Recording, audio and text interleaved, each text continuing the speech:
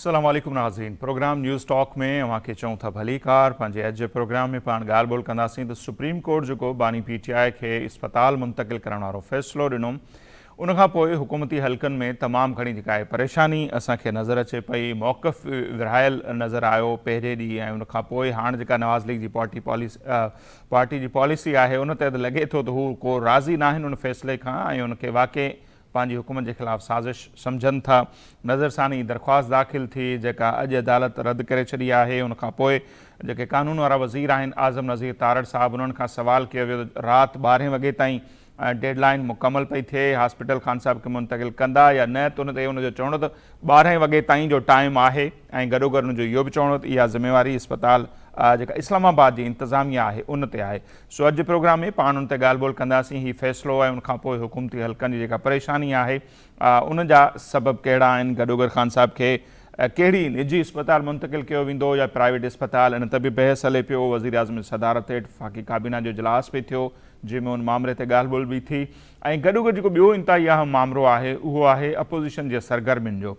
ख़ासि तौर ते कल्ह असां ॾिठोसीं त बिलाल भुट्टो ज़रदारी अपोज़िशन जे चैम्बर में विया, महमूद ख़ान अचकज़ई सां ऐं अलामा राजा नासिर अब्बास सां ॿियनि सां मुलाक़ात कई। अॼु मौलाना फज़लुर रहमान साहब अपोज़िशन जे चैम्बर विया, ऐं उतां खां पोइ जेका मौलाना साहब ख़बर ॾिनी आहे उन में उन्हनि जो चवणु आहे त जेका मुतहिदा अपोज़िशन आहे उनजो इतिहाद हू ठाहिण वञनि पिया। सो इहा सरगर्मी कीअं आहे? पीपल्स पार्टी जे हवाले सां मौलाना साहब जो चवणु आहे त पीपल्स पार्टी अपोज़िशन जो हिसो न आहे बल्कि उहा हुकूमत में शामिलु आहे। सो इहे मामला हूंदा जिन ते अॼु प्रोग्राम में डिस्कस कंदासीं। इस्लामाबाद मंझां सीनियर सहाफ़ी, तर्ज़ निगार, एंकर पर्सन कुर्बान बलोच साहब जेके आहिनि उहे असां सां हींअर टेलीफोन लाइन ते मौजूदु आहिनि।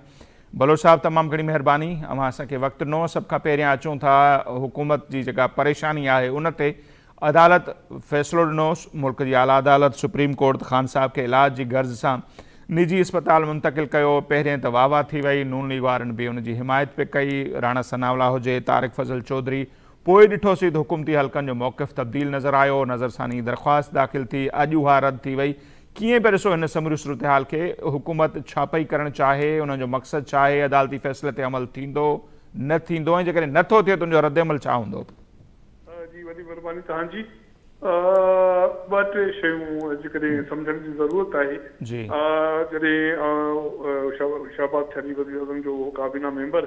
ताक़तवर काबीना मेंबर चवे थो त सिस्टम कोलेप्स करे वियो आहे, उन खां पोइ पाकिस्तान पीपल्स पार्टी जो चेयरमैन बिलावल भुट्टो ज़रदारी जेको हुकूमत इत्तेहादी आहे उहो प्रेस कॉन्फ्रेंस में चए थो त वज़ीर आज़म एस्टेब्लिशमेंट या हुकूमत एस्टेब्लिशमेंट सेम पेज ते कुझु नथो अची सघां, पर दाल में कुझु कारो आहे। उन खां पोइ अपोज़िशन लीडर क़ौमी असेंबली महमूद ख़ान अचकज़ई चए थो त जेकॾहिं निगरान वज़ीर आज़म मौलाना फज़लुर रहमान खे कजे त असांखे कोई एतिराज़ कोन्हे। हिकिड़ी ओवरऑल जेका सूरत हाल ठहे पई उहा इहा आहे त हीउ सॼो सर मथो खपाइण खां पोइ PDM जी हुकूमत, उन खां पोइ हाणे मौजूदा शहबाज शरीफ़ जी हुकूमत जेको बर्डन वधियो आहे ताक़तवर धुरियुनि ते, जिन जो इहो हो त ठीकु आहे इमरान ख़ान हाणे उहो त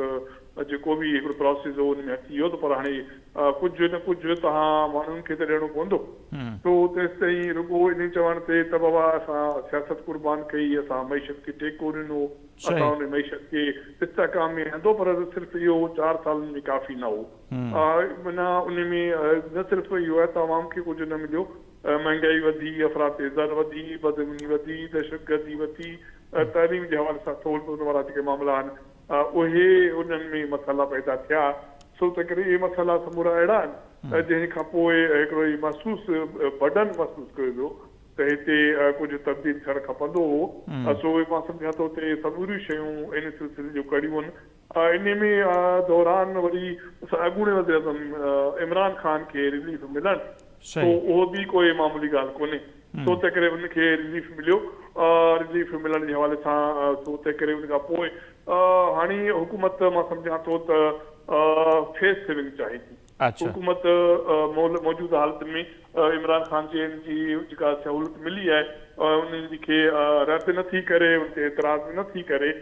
पर उन्हनि जो चवणु आहे त उहा न प्राइवेट अस्पताल न सरकारी अस्पताल, पोइ माना उनजो मतिलबु आहे त थोरी फैसिलिटी मिले त पोइ इन कम खे कंदासीं, न त ज़रूरी तौर यकीनी तौर ते हुकूमत बिना कंहिं कोई रुकावट जी शइ करे थी पोइ त इहे शयूं बि चबियूं त जेका 2.5 साल हुकूमत बिल्कुलु कंहिंखे गाह विझण लाइ तयारु कोन्हे, उहा फौरी तौर 24 कलाकनि में अमल दरामद करे पई, न त अदालतुनि जा फ़ैसिला त अॻु में बि आया, पोइ उनखे घुमाए फिराए डिले कयो वियो, उन्हनि में स्टे वरिती वई, उन्हनि ॿिया खोड़ मामला आया, छो त करे मरहलो इहो बि करे सघिजे पियो, पर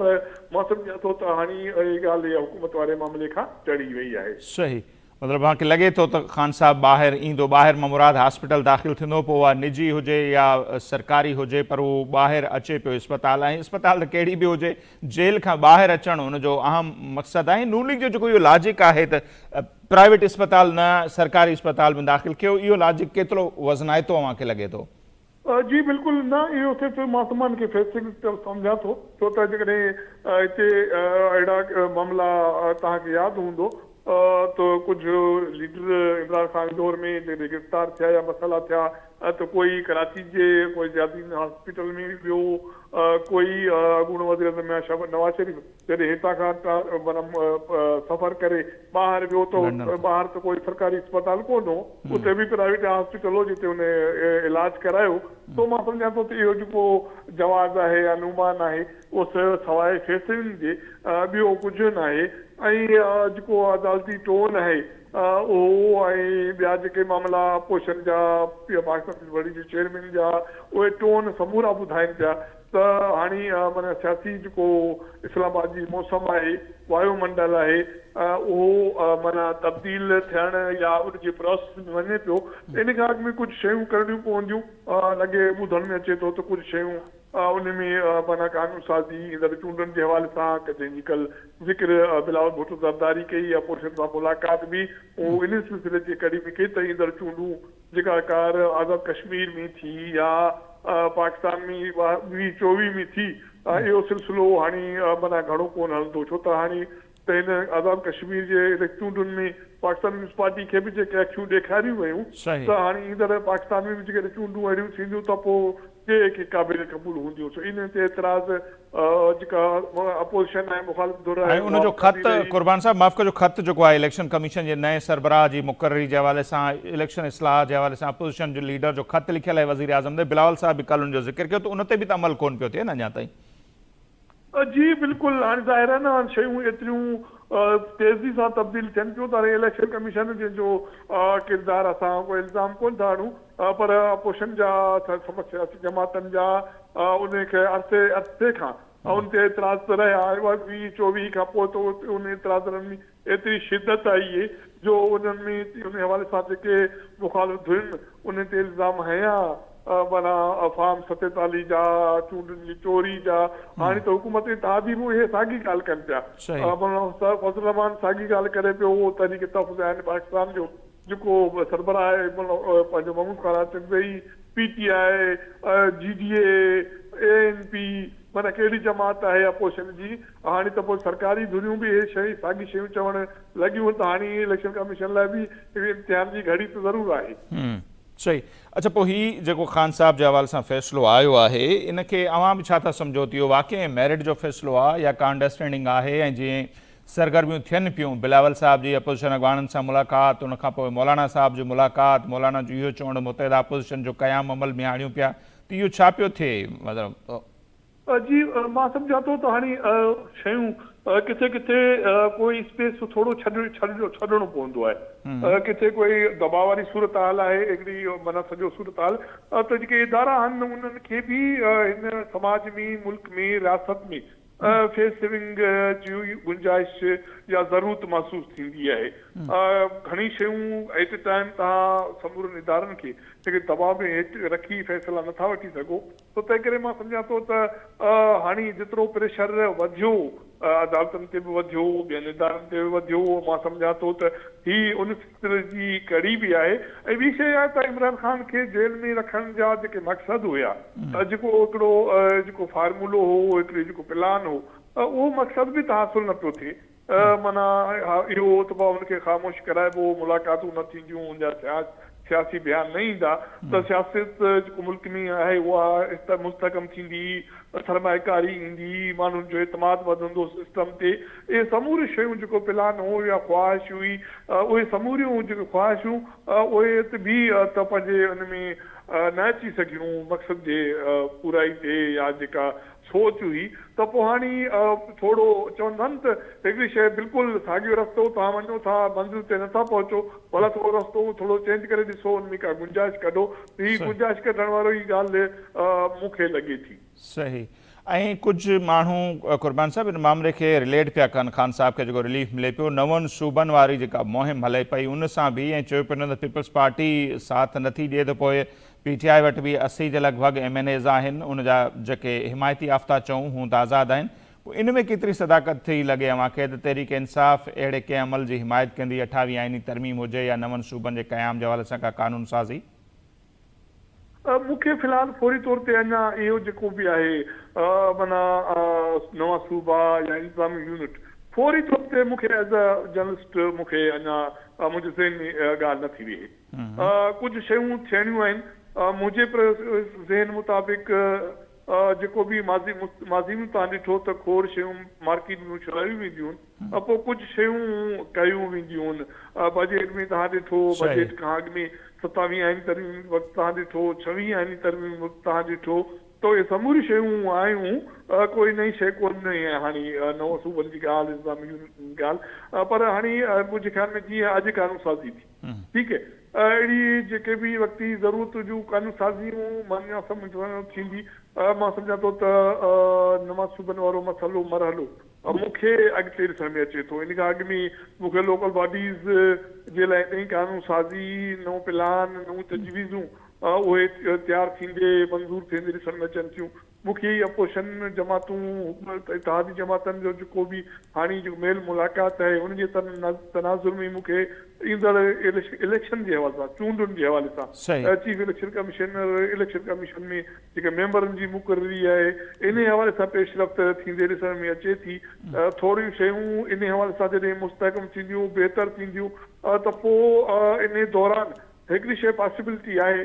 त मां जीअं पंजाब में सराइकी सूबे जो या ॾखिण पंजाब जो जेको करारदाद मंज़ूर अॻु में इतफ़ाक़ राय सां कई वई, उन ते अमल दरामद थिए। हिकिड़ी शइ जेका मुंहिंजे सुध में आहे उहा इहा आहे त थी सघे थो त 9 सूबनि जे हवाले सां बलोचिस्तान में कोई इनिशिएटिव वरितो वञे। उनजो सबबु इहो आहे त सॼी दुनिया में जेको तासुर वियो आहे त बलूचिस्तान रियासत जे कंट्रोल मां निकिरी वियो, बलूचिस्तान जी रियासती जेका रिट आहे, गिरप आहे, ख़तम थी वई आहे।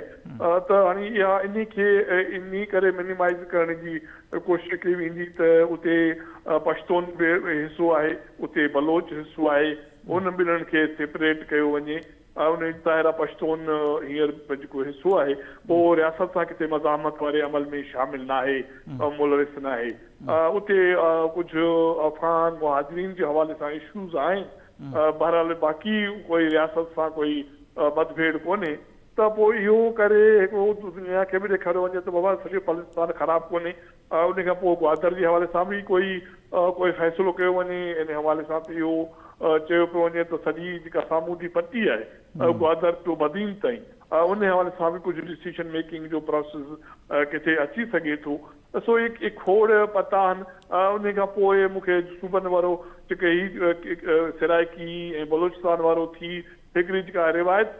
जेका रखबी आहे न, प्रेसिडेंट हिकिड़ो क़ाइमु कबो आहे, उहो प्रेसिडेंट क़ाइमु थियण खां पोइ कोई सिंध तरफ़ या ॿिए तरफ़ कोई ॻाल्हि वधाई वञे त शायदि कोई पॉसिबल लॻी सघे थो।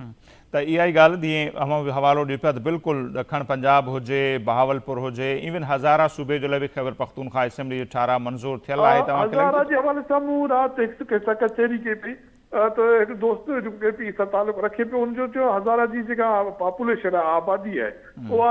सिर्फ़ु 60 लख आहे। सिर्फ़ु 60 लख आहे। जॾहिं तव्हां 60 लख कुझु लखनि जे हिसाब सां सूबा ठाहिण जो अमल शुरू कंदो त पर पोइ हिकिड़ो अञा बि नओं पंडोरा बॉक्स शुरू थींदो। ऐं ॿियो इहो त जेको सूबो ठाहींदो उनजा जेके वसीला उन जो माना कुदरती वसीला, मदनी वसीला, उनजी उनमें केतिरी कैपेसिटी आहे जो हू मुआशी तौर ते ज़ाहिर आहे वफ़ाक़त ठीकु आहे, पर हिते सिंध खे जेका हिसो माली मिले थो त सिंध जा खोड़ सारा वसीला आहिनि, समुंडी खां वठी मैदनी गैस जा, कोयले जा, टैक्स जी उगाड़ी जा, बलूचिस्तान जी उहे सूरत हाल आहे KP के। त पोइ हिकु 60 लख जी आबादी, 70 लख जी आबादी जंहिंजा वसीला महदूद हुजनि उनखे सूबो ठाहिण बि हिकिड़ो इम्तिहान बि हूंदो, हिकिड़ो नओं पंडोरा बॉक्स बि हूंदो। सही, ठीकु आहे बलोच साहब, तमामु घणी महिरबानी अवां असां लाइ वक़्तु कढियो। नज़ीर क़ुर्बान बलोच साहब जो तर्जुमो अवां जे साम्हूं आहे। उनखे लॻे थो त मौजूदा जेका ई सूरत हाल आहे उनमें सूबनि वारो बहस ज़रूरु शुरू थियो आहे, पर उनमें का अञा ताईं संजीदगी न आहे। उनखां पहिरियों जेको लोकल बॉडी सिस्टम आहे उनखे स्ट्रॉन्ग करण जी कोशिशि कई वेंदी ऐं उन सां गॾोगॾु जेके ॿिया कुझु मामला आहिनि, जेका डिमांड आहे सूबनि खां, ख़ासि तौर ते NFC वग़ैरह जे हवाले सां, उहे शायदि शयूं हासिलु करण जी कोशिशि कई वञे ऐं उनखां पोइ इन मामले खे अॻिते वधायो वञे। बहरहाल हिते वक़्तु थिए पियो मुख़्तसिर ब्रेक जो, पाण ब्रेक वठंदासीं ऐं वापसि जॾहिं ईंदासीं त इन समूरी सूरत हाल खे अञा वधीक तफ़सीली तौर ते सम्झण जी कोशिशि कंदासीं।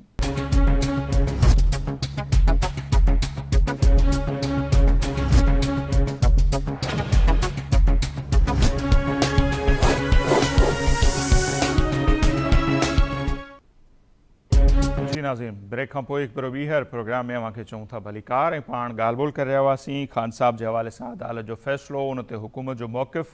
ऐं उनखे जेको नवनि सूबनि वारे मामले सां ॻंढियो पियो वञे उनमें केतिरी सदाकत आहे, उन ते ई वधीक ॻाल्हि ॿोल कंदासीं। इन समूरे इशू खे सम्झण जी कोशिशि कंदासीं। डॉक्टर नाज़िर महमूद साहब, सीनियर तर्जुमानिगार, राइटर, तालीमदान, उहे असां हींअर टेलीफोन लाइन पे मौजूद आहिनि। डॉक्टर साहब बहुत शुक्रिया, आपने हमारे लिए वक्त निकाला। और सबसे पहले तो हमने आपकी स्पीच सुनी, जैसे प्रोग्राम से पहले भी आपको बता रहा था कि बहुत ही ज़बरदस्त थी। सिंध इंटेलेक्चुअल फोरम की जानिब से जो PACC में नए सूबों के क़याम के ख़िलाफ़ या उसके हवाले से प्रोग्राम था, बहुत ज़बरदस्त तकरीर थी आपकी, उस पर आपको हम दाद देंगे। दोबारा आ जाते हैं, फिर उस मामले पर मज़ीद भी बात करेंगे। लेकिन ये जो खान साहब वाला इशू बना है सर, इसको आप किस तरफ जाते हुए देख रहे हैं? जब से अदालत का फैसला आया है कि हॉस्पिटल मुंतकिल करें, नून लीग के हलकों में बहुत परेशानी नज़र आ रही है और उन्होंने दरख्वास्त भी दायर की, सुप्रीम कोर्ट में नज़रसानी की, वो भी रद्द हो चुकी है। तो क्या लगता है, खान साहब बाहर आ रहे हैं?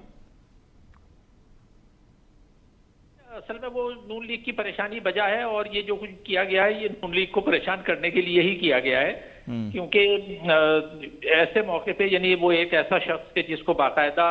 सजा हो चुकी है, बल्कि सजाएं हो चुकी हैं और वो सजाएं भी बाकायदा जो कानूनी जो प्रोसीजर था उसके बाद उसको सजाएं दी गई हैं। तो मैं समझता हूं कि नून लीग का या हुकूमत का ये मौक़िफ़ बिल्कुल ठीक है कि इस वक्त लाखों मरीज हैं पूरे पाकिस्तान में, जिन कैदी मरीज जिनको ज़रूरत है ट्रीटमेंट की। तो ऐसा कभी तारीख में नहीं होता कि आप अदालत फैसला दे और वो बाकायदा डिक्टेट करे कि इसको किस प्राइवेट अस्पताल में, आला तरीन अस्पताल में इसका इलाज कराया जाए। हमें याद है ज़ियाउल-हक के दौर में भी जो लोग कैदी होते थे, जाम ताकी थे, उनका सिविल अस्पताल में इलाज हो रहा था। जो GM सैयद थे, हम मिलने जाते थे, वो जिना में किसी को सिविल में ठहराया जाता था। रशीद वक्फ अली जो साहब थे कैदी, उनको भी सरकारी अस्पताल में इलाज उनका कराया गया। तो ये इमरान खान कौन से ऐसे आसमान से उतर के आ गए हैं कि इनको अदालत जो है वो डिक्टेट कर रही है कि आप जो है वो आला तरीन प्राइवेट अस्पताल में इनका इलाज करवाएं। तो ये इसके जो इशारे हैं, पहली बात तो ये कि इस फैसले से मुझे शदीद इख्तिलाफ है कि और हुकूमत से इत्तेफाक है कि अगर ये सहूलत देनी है तो फिर उन सारे लाखों कैदी मरीज जो हैं उन सबको ये सहूलत दी जाए कि वो अपनी मर्जी के अस्पतालों में इलाज करा सकें। तो पहली बात तो ये है। और लेकिन उसके नतीजे में जो मैसेज जा रहा है, वो मैसेज जो हमने देखा है कि जब भी इस तरह की डेवलपमेंट होती है तो अफवाहें उड़ना शुरू हो जाती है कि भाई डील है, भाई डील है, डील हो रही है, डील हो रही है। तो वो डील होने की अफवाहें पैदा करने के लिए ये फैसला हुआ है, क्योंकि अब जाहिर है कि नून लीग भी जिस तरह से इख्तिदार में आई है, जैसे PTI जो है वो फेयर एंड फ्री तरीके से इख्तिदार में नहीं आई थी, इसी तरह से नून लीग भी जो इख्तिदार में आई है, हम ये बात जानते हैं कि वो फेयर, आज़ादाना, मुनसिफाना इंतखाबात के नतीजे में नहीं आई है, बल्कि मैनिपुलेटेड तरीके से आई है। तो अब उनको अपने इख्तिदार के लाले पड़ जाते हैं और उसके नतीजे में ये होता है कि जब इनको अपनी कुर्सी हिलती हुई महसूस होती है تو پھر یہ زیادہ ولنریبل یا نازک صورتحال میں آ جاتے ہیں، اور جس کے نتیجے میں پھر ان کو جو بھی ڈکٹیشن دی جاتی ہے وہ اس پر بالکل عمل کرنا شروع کر دیتے ہیں۔ تو یہ بھی جو کرایا گیا ہے، میرا یہ خیال ہے یہ اسی لیے کرایا گیا ہے کہ نون لیگ کی حکومت کو ذرا سا ہلایا جائے، اور ہلانے کے نتیجے میں جو جس کو میں بار بار کہتا ہوں کہ یہ اصل مسئلہ ریسورس ایکسٹریکشن کا ہے، یعنی جو ان کو چاہیے چاہے وہ بازو بڑوڑے جائیں یا کرسی ہلائی جائے یا کچھ بھی کیا جائے، اور اس کو نتیجے میں زیادہ سے زیادہ جو ہے وہ چیزیں ان سے منوائی جائیں حکومت سے۔ تو میں اس کو اسی طرح سے دیکھ رہا ہوں۔ میں یہ نہیں سمجھتا کہ عمران خان جو ہے وہ ان کے خلاف جو کیسز ہیں یا جو سزائیں ہیں وہ ختم ہو جائیں گی یا کوئی ڈیل ہو جائے گی اور یہ باہر آ جائیں گے۔ یہ صرف ایک عارضی طور پر حکومت کو ہلانے کے لیے یہ کام کروایا گیا ہے، اور اس کے نتیجے میں یہ حکومت نہیں جائے گی، حکومت اپنی جگہ پہ رہے گی، کیونکہ شہباز شریف جو ہے وہ ان کا ریکارڈ یہی رہا ہے کہ ان کو جو بھی ڈکٹیشن دی جاتی ہے وہ بہت آسانی سے مان لیتے ہیں۔ اور یہ نواز شریف نہیں ہے جنہوں نے کہا تھا کہ میں ڈکٹیشن نہیں لوں گا، اور وہ اگر نواز شریف ہوتے تو ظاہر ہے وہ اس طرح سے ڈکٹیشن نہیں لیتے، لیکن وہ جو -1 فارمولا کیا گیا، یعنی نواز شریف کو جو اقتدار میں نہیں آنے دیا گیا، وہ دراصل -1 فارمولا ہی تھا۔ تو اس -1 فارمولے پر عمل درآمد کیا گیا، اور اس عمل درآمد کے نتیجے میں جو فوائد حاصل کرنے تھے وہ حاصل کیے گئے، اور اب مزید فوائد حاصل کرنے ہیں، اس لیے اس حکومت کو ہلایا جا رہا ہے۔ میں اس کو اس طرح سے دیکھتا ہوں۔ بالکل ڈاکٹر صاحب، جیسے خود ہی آپ فرما رہے ہیں کہ شہباز شریف صاحب جتنے فرمانبردار تو شاید ہی کوئی ہوں، جو مانگتے ہیں اس سے زیادہ وہ دے دیتے ہیں، تو اب ایسے کون سے معاملات ہوں گے جو وہ نہیں مان رہے ہوں گے یا ان کی حکومت نہیں مان رہی ہوگی، اس لیے خان صاحب والا یہ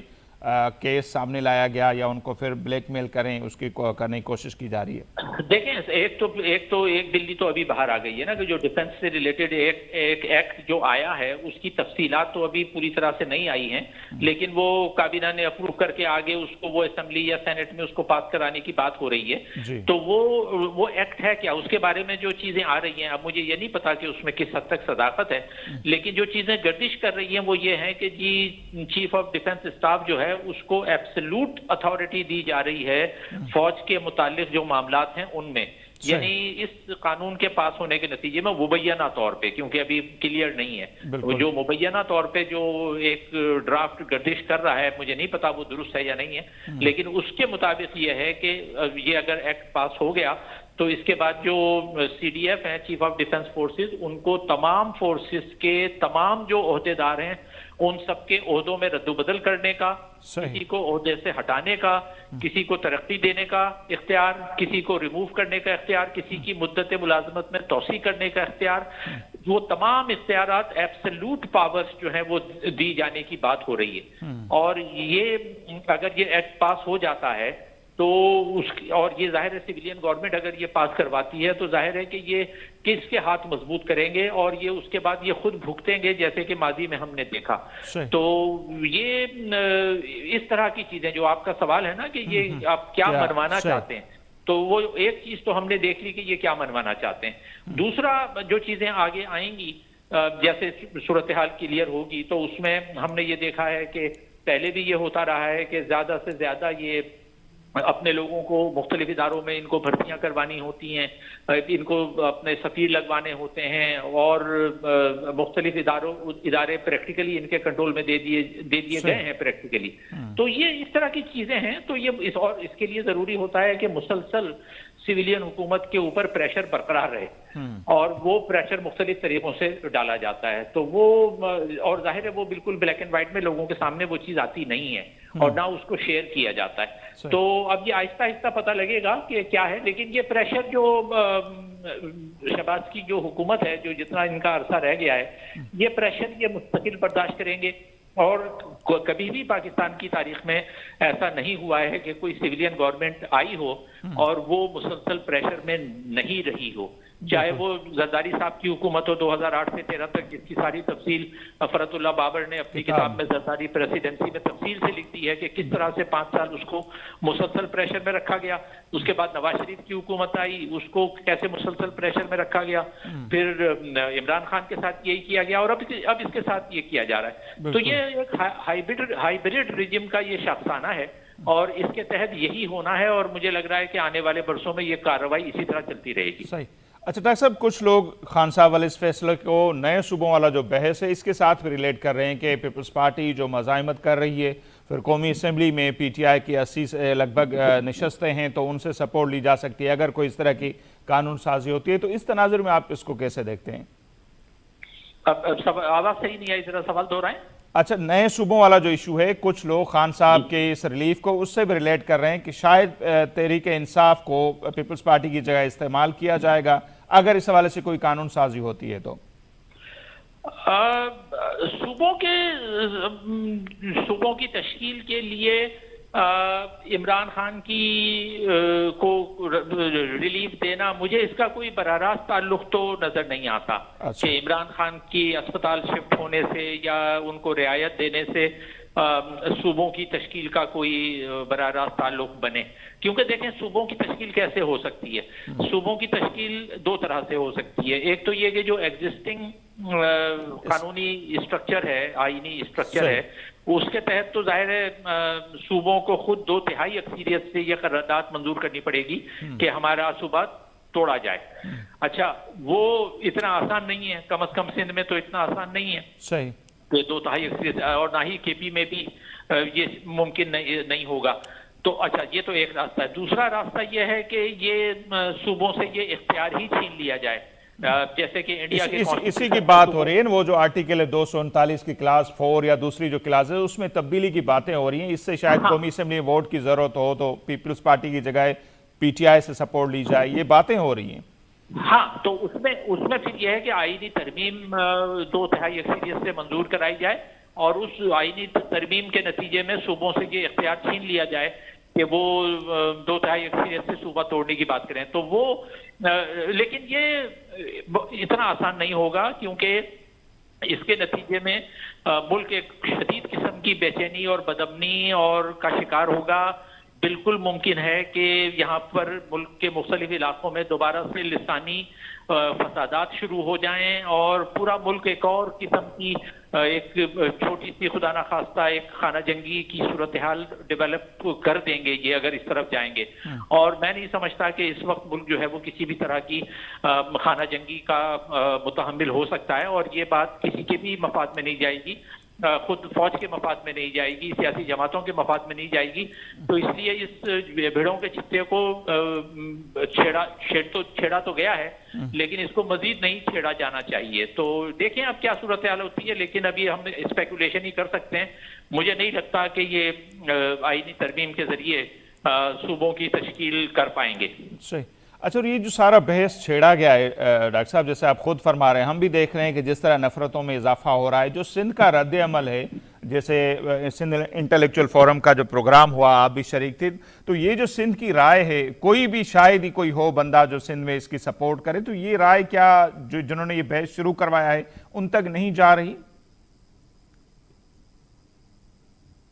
ان کو کوئی فرق نہیں پڑتا۔ وہ دیکھیں نا، ایک بات ہے نا کہ ایک ڈگڈگی دے دی جاتی ہے، ہم ڈگڈگی بجانے لگ جاتے ہیں۔ جیسے پہلے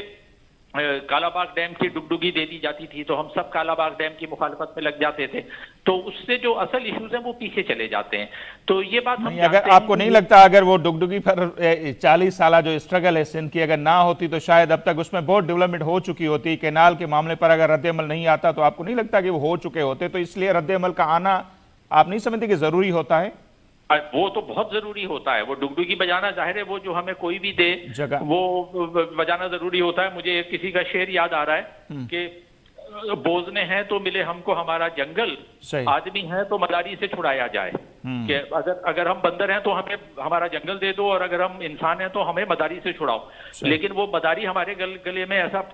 ہمیں چپٹ گیا ہے کہ ہماری مداری سے جان نہیں چھوٹ رہی ہے، اور وہ مداری ہمیں ڈگڈگی دیتا ہے تو ہم بجانے پہ مجبور ہو جاتے ہیں، اور اگر نہیں بجائیں گے تو مداری اپنی منمانی کرے گا۔ تو ایک ایسی ہمیں صورتحال میں مبتلا چالاکی کے ساتھ کر دیا جاتا ہے کہ ہمارے پاس کوئی آپشن ہی نہیں رہ جاتا کہ ہم مداری کے اشاروں پر چلیں اور مداری جو چاہتا ہے وہ ہم کریں۔ تو ہمیں اس میں لگا دیا گیا ہے، اور اگر ہم نہیں بجائیں گے تو ظاہر ہے جیسے آپ نے کہا کہ وہ شاید کالا باغ ڈیم بھی بن جاتا اگر اس کی مخالفت نہیں ہوتی۔ اچھا، کینالز کا مجھے نہیں پتا ہے، لیکن بعض لوگ تو یہ بتلا رہے ہیں کہ خاموشی سے کینالز پہ کام جاری ہے، اور وہ اس کو مطلب ظاہر ہے پبلک میں نہیں آ رہا، کیونکہ میڈیا ہم جانتے ہیں کہ جو مین اسٹریم میڈیا ہے सही। वो मुकम्मल तौर पर भाई लोगों के कंट्रोल में है और उसमें कोई भी ऐसी बात जो है वो आती नहीं है सही जो इनके खिलाफ जाती हो। अच्छा, बिल्कुल बिल्कुल आप वजह फरमा रहे हैं। और हमने देखा कि जलालपुर कैनाल जो है उसके भी 54 से लेकर ये तजवीज़ थी, सिंध बार बार मुखालफत करता रहा और हम देखते हैं कि उसके हवाले से तजवीज़ भी दाखिल की हुई थी लेकिन वो इजलास नहीं हुआ सिंध की तानिब से जो एतराज़ था, लेकिन वो उसमें पानी छोड़ दिया गया। अब आते हैं, आज एक डेवलपमेंट हुई, बल्कि कल भी हुई। बिलावल साहब चले गए अपोजिशन के चैम्बर में, कुछ मुलाकातें हुई, अंदर की बातें बाहर तो नहीं आई प्रेस कॉन्फ्रेंस में जो कुछ बताया गया। आज मौलाना फजल रहमान साहब ही चले गए अपोजिशन के बाद, तो ये क्या हो रहा है डॉक्टर साहब आपके ख्याल में? और अपोजिशन का फजल रहमान साहब बोल रहे हैं कि कोई इत्तेहाद बनने जा रहा है। देखें, अपोजिशन का इत्तेहाद बन भी जाए, हमने माजी में बहुत से इत्तेहाद देखे हैं, हमने MRD भी देखी, हमने उसके बाद ARD देखी, मुख्तलिफ इत्तेहाद बनते हैं और वो छोटे मोटे पैमाने पे अपना एक रोल प्ले करते हैं। लेकिन हमारे यहाँ जो मुक़तदरा है वो उसको इस किस्म के अपोजिशन के इत्तेहादों से कोई ज़्यादा फर्क नहीं पड़ता। अच्छा, मैं दो मिसालें आपको दे के वाज़े कर देता हूँ ना कि सबसे बड़ा MRD का था। MRD की कितनी बड़ी मूवमेंट चली, कितने लोग मारे गए, कितनी कुर्बानियां दी गई, लेकिन वो MRD की मूवमेंट चली थी 80s के शुरू में, ठीक है, लेकिन ज़ियाउल-हक जो है वो बैठा रहा 88 के आखिर तक। सही। तो यानी वो जो इस्टेब्लिशमेंट है या जो मुक़तदरा है वो इस किस्म के जो शॉक्स हैं उनको वो बर्दाश्त कर लेती है। और यही बात ARD का भी हुई कि जो ARD थी, अलायंस फॉर रेस्क्यू, जो मुशर्रफ के दौर में बनी, बिल्कुल, वो हम जानते हैं कि वो 2000 के शुरू में आसपास में बनी और उसके बाद मुशर्रफ 8 साल मजीद बैठे रहे। तो अब ये अगर बन भी जाता है ना इत्तेहाद, तो होगा तो वही जो मुक़तदरा चाहेगी, जो ताकतवर हल्के फैसला करेंगे, होना वही है, लेकिन हर हालत में फायदा उन्हीं का होता है। तो ये बेशक अपोजिशन इत्तेहाद बना लेंगे, क्योंकि जो अपोजिशन इत्तेहाद बनाते हैं तो वो भी मुख्तलिफ औकात में उन्हीं के हाथों में खेल चुके होते हैं और मज़ीद आगे भी खेलने पर तैयार होते हैं। तो इसमें कभी भी उनका मुक़तदरा का तो नुकसान नहीं होता। तो ये जो अलायंस भी अगर बन जाएगा, तो अगर कोई इस अलायंस से ये तवक्का रखता है कि इससे कोई बुनियादी तब्दीली आएगी, वो बिल्कुल नहीं आनी। हुकूमत के लिए कुछ परेशानी का सबब बनेगी। बस ये हुकूमत के लिए परेशानी का बाइस बनेंगे, लेकिन इक़्तिदार आला जिन लोगों के हाथ में है उनको कोई ज्यादा फर्क नहीं पड़ेगा और वो इससे अपने फायदे जो हासिल करना है वो करते रहेंगे। ठीक है डॉक्टर साहब, बहुत शुक्रिया आपने हमारे वक्त निकाला। नाज़रीन, डॉक्टर नाज़िर महमूद साहब, उन्हनि जो तजियो अवां साम्हूं आहे ऐं उन्हनि खे लॻे थो त हीअ जेके बि इतिहाद ठहनि था, बज़ाहिर पाकिस्तान जी तारीख़ में बिल्कुलु ईअं ई थी ॿुधाए त जेसि ताईं उन्हनि खे ताक़तवर इदारनि जे सपोर्ट नाहे हूंदी, अॼु ताईं त ईअं कोन थियो आहे त पाकिस्तान में का अपोजिशन जी तहरीक जेका आहे सा उहा कामयाबु थी हुजे, हुन नतीजा ॾिना हुजनि या हुकूमत जे लाइ जेके ताक़त में हुजनि उन्हनि खे हटाइण जे लाइ को कारगर साबित थी हुजे। PDM जो इतिहाद हुजे या ॿिया जेका ख़ान साहब जी इन हाउस तब्दीली थी, उनजे पुठियां बि ज़ाहिर सभिनी खे ख़बर आहे त मेंबरनि कीअं वोट ॾिनो। सो हिन भेरे बि नाज़िर साहब खे ईअं थो लॻे। बाक़ी ॾिसूं था, ही मामिलो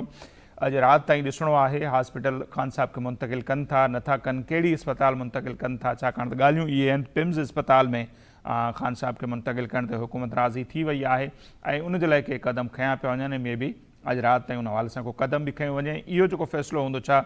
तहरीक इंसाफ़ वारा उनखे क़बूल कंदा न कंदा, इहो ॾिसण वटां हूंदो ऐं इन ते पाण ईंदड़ ॾींहंनि में ॻाल्हि ॿोल कंदासीं। अॼु जो ही प्रोग्राम हिते पंहिंजी पुॼाणी ते थो पहुचे। ॾींदा इजाज़त। अला निगहबान।